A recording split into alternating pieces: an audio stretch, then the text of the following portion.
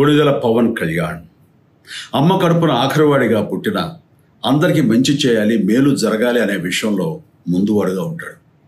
తన గురించి కంటే జనం గురించి ఎక్కువగా ఆలోచించే మనస్తత్వం నా తమ్ముడు కళ్యాణ్ బాబుది. ఎవరైనా అధికారంలోకి వచ్చాక ప్రజలకు ఏదైనా చేయాలనుకుంటారు.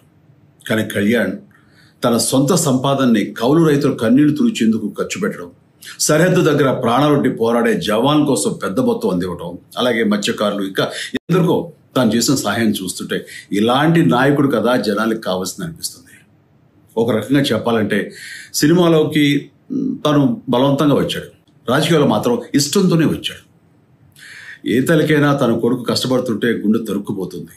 అలాగే ఏ అన్నకైనా తన తమ్ముడు అనవసరంగా మాటలు పడుతుంటే బాధ వేస్తుంది. అలా బాధపడుతున్న నా తల్లికి ఈ అన్నయ్యగా ఒక మాట చెప్పాను. నీ కొడుకు ఎంతోమంది తల్లుల కోసం వాళ్ళ బిడ్డల భవిష్యత్తు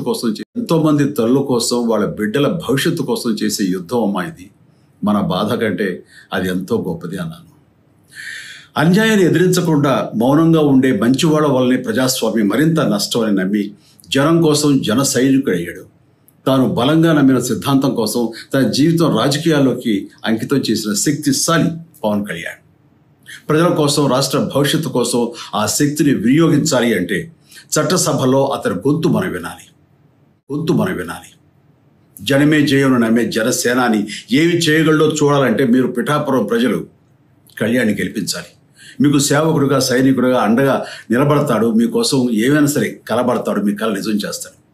పిఠాపురం వాస్తవ్యులకు మీ చిరంజీవి విన్నపం, గాజు గ్లాసు గుర్తుకి మీ ఓటు వేసి పవన్ కళ్యాణ్ని గెలిపించండి. జై హింద్.